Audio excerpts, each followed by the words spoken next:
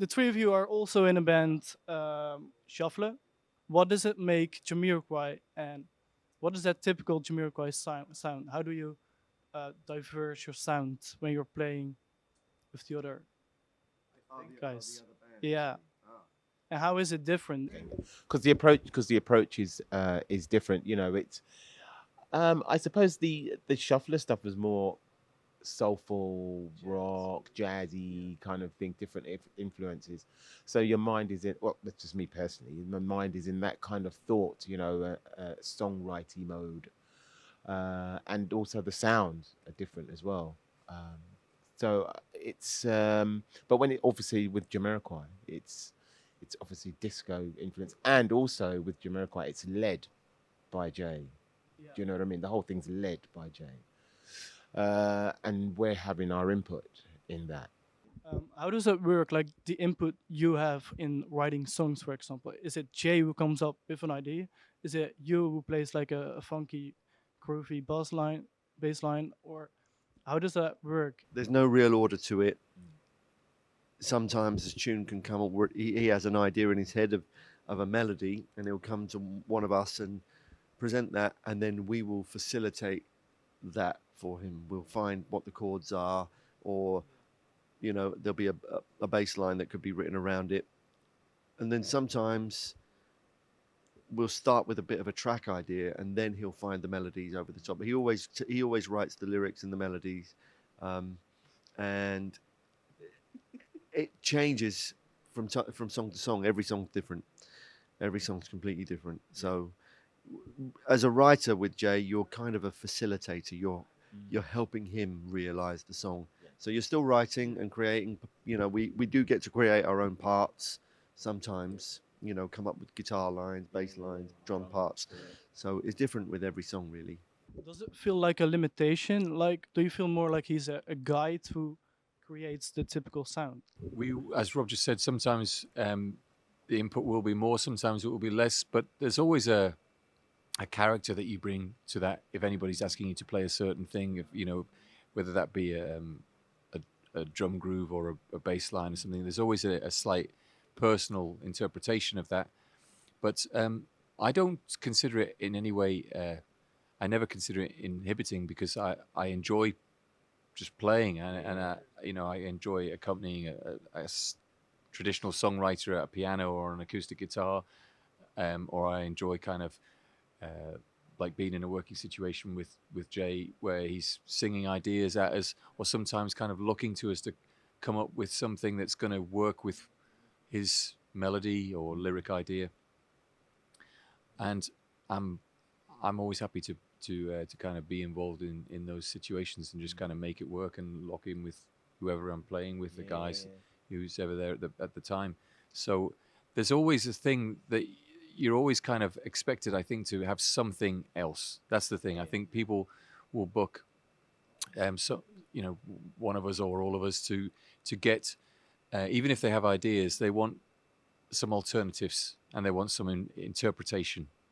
So that's what we can do, and it's always good fun to be able to kind of offer some expansion or alternative idea. Your bass, you have like different basses, of course. How do you create your tune? Is it your playing technique that influences your tune the most? Is it the sound, like the soul, or is it the type of bass you pick? What has the biggest influence on your sound? Well, I think bass makers or guitar makers would even allow most musicians to kind of say that the sound really, it comes from the hands, your ears, and what you want to hear, and most of us adjust our hands accordingly until we kind of find whether that's hitting a drum or how hard you hit a piano key. It's the same with obviously even more so perhaps with a guitar or a bass, where it's kind of dependent more on how you play the string, strum the string, how you kind of attack it. So, and then obviously it's what's in your soul and what's in your heart and your head and what you want to hear. So that all kind of affects the tone. I have some things that are personal to what I prefer. I generally prefer passive basses over active EQs, but I have things like Music Man basses with active. They have traditionally have an active EQ, and I have some other basses that have active EQs, like a nice Federa 5 and a Jimmy Capolo 5. But the bass that I've played the most is probably my 66 jazz bass, which is a stock kind of single coil bass. I have an old 60s Precision. And then over the last few years, I've played nothing really other than this Stenbach 5-string, which is made by Tom Stenbach. And it's a passive bass, just like a jazz bass, but with a fifth string. But the great thing is it's one of the only 5-string basses that I've tried that actually still sounds like the notes are nice and clear and even, and it sounds like an old school 4-string bass. Rather than, I don't really like things that sound too compressed or kind of zingy. I like things to sound a little bit earthy. So I would probably naturally side to those. I'll kind of lean towards that kind of sounding bass, and then try to get my sound from it. I have a question for you. You're a left-handed drummer.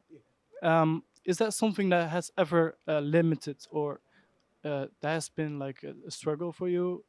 No, it's never been it's never limited me.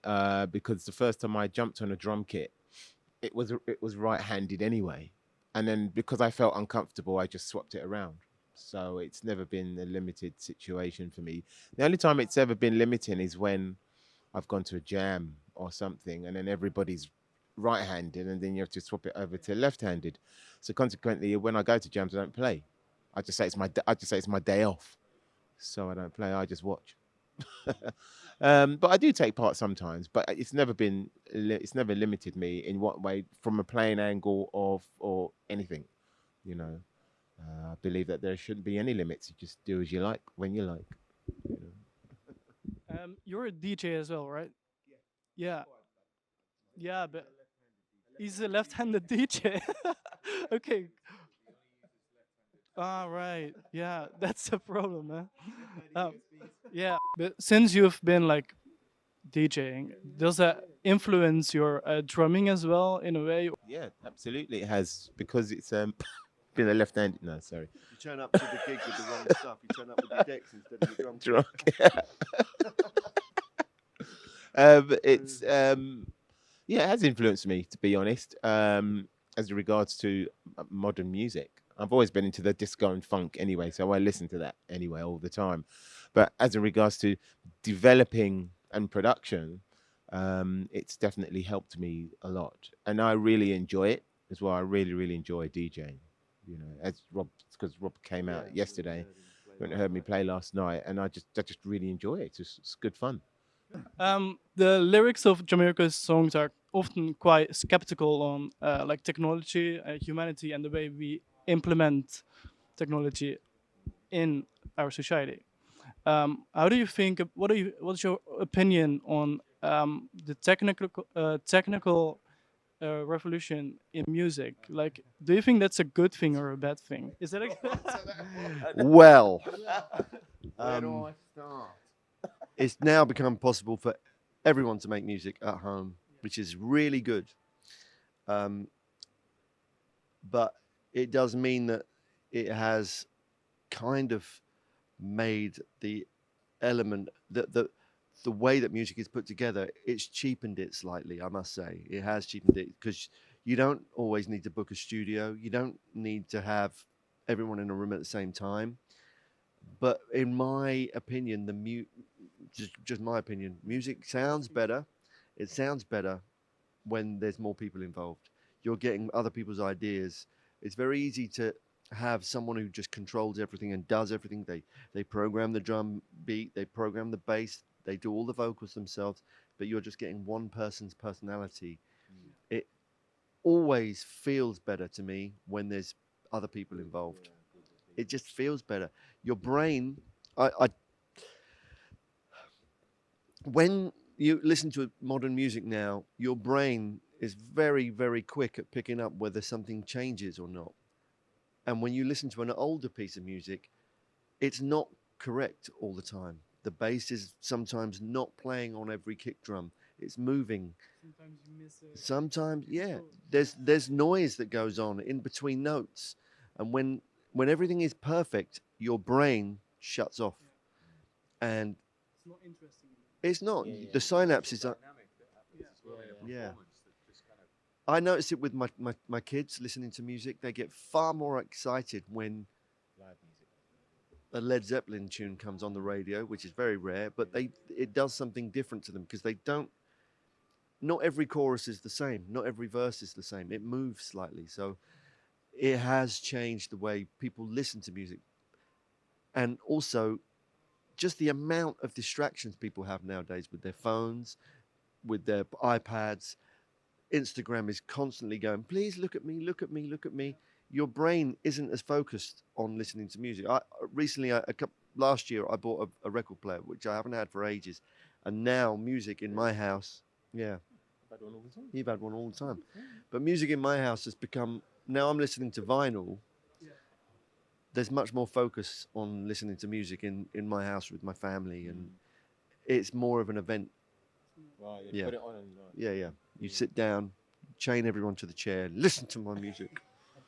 No, but I do think it's got some great things that it's brought forward for people, but it's also taken away quite a lot. So keep it real, people. yeah. D, technology and music. Go. Drums. That's the reality of music right there. Look at that. Hit things. DJs, yes, but drums still comes from this though, doesn't it? Still comes from that. Strum things, blow things. That's what I want in music, and sing things. Keep it live. Keep it funky. Yeah, Yeah, as long as it's yeah. solar panelled, solar powered even. Solar panelled guitar. I'll just ditto what they said. That's a good idea. A solar panelled amp. We wouldn't have any music in England. You've been using Acular amps for like the past 15 years. No? Yeah, 1.5. Good. 1.5. What do you love about them? Like, what is it that you prefer those? They're very versatile. They sound punchy and full, like an old school kind of amp, but a little bit sonically wider than something like one of the like a recognizable classic like Ampeg or something. It has that kind of presence, but a little bit more headroom and portability. They just always work, whatever situation I want them to. And now they have some lighter weight versions of things. Makes it easy to kind of get that sound and carry it in and out of the car and up flights of stairs when you're doing your own little gigs. And then their big rigs sound fantastic on a big stage. So yeah, I just like the stuff. I think it sounds vintagey enough for my ears, but has modern qualities, reliability, and stuff like that. What is your all-time favorite guitar? I've got quite a few guitars. I think I've got about 25, which isn't that many actually for someone who plays. Yeah, I've got a few, but my main Strat is a Japanese vintage Squier. It's an old 80s Japanese vintage Squier. It's got a new neck, new pickups. So the only thing that's original from it is the body and the scratch plate.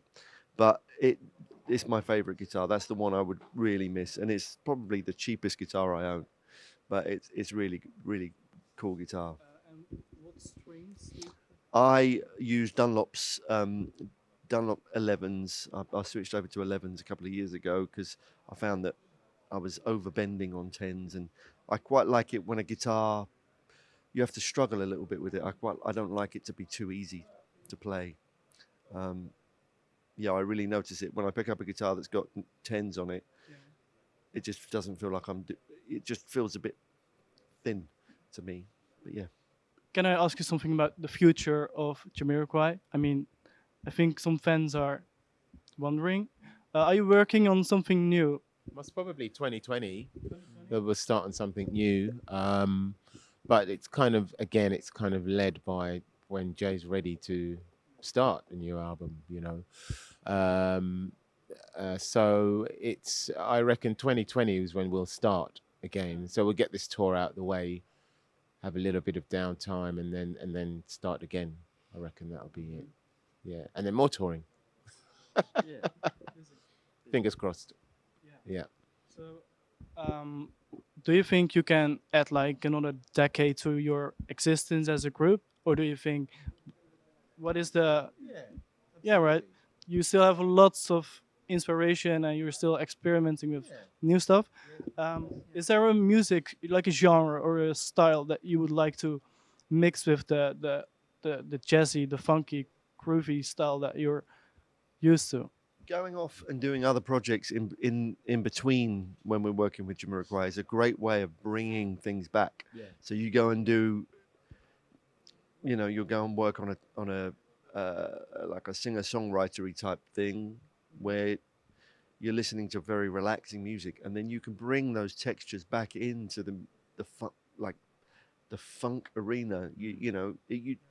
We did a bit of that on the Rock Dust album. There was quite a lot of influences that came in that weren't necessarily grounded in funk and disco music, and we brought them in, and then put a funky slant on them, and the other thing I was going to say earlier about Jamiroquai is quite often when we're making the stuff, it doesn't sound like Jamiroquai sometimes, and then as soon as Jay opens his mouth and sings, it sounds. I remember this from the first when I joined the band. He is the thing that makes it sound like Jamiroquai. So we can actually work in different genres, and it still sounds like the band. Can you name like your all-time favorite song, Jamiroquai song? All of them. Yeah, there's a lot. Sincerely, there's a lot of the tunes I think are great tunes. Certainly, great tunes to play, and then some of the ones that we don't play very often are great tunes to chill out and listen to. I don't have a particular favorite. I'm like Paul. I like to play all the tracks. I've been with the bands for 26 years now, so I'm just into all of them. Do you know what I mean? So. It's not something we don't really go home and listen. Well, I don't go home and listen to the albums because we're playing the music all the time, and I will listen to them when they come on. But you listen to them when we're running up to doing some work, for learning them. But yeah, there's not really. It's just across the board. It's good music that we like to play. So. I think a lot of it's what we do is we tend to listen to a lot of stuff that outside of the band, so we can bring it into the album making process. Well, thanks a lot for the interview and for the clinic. Your first interview. That's very good job. Yeah. Thanks a lot. Good job. He did a great job. Thank you guys.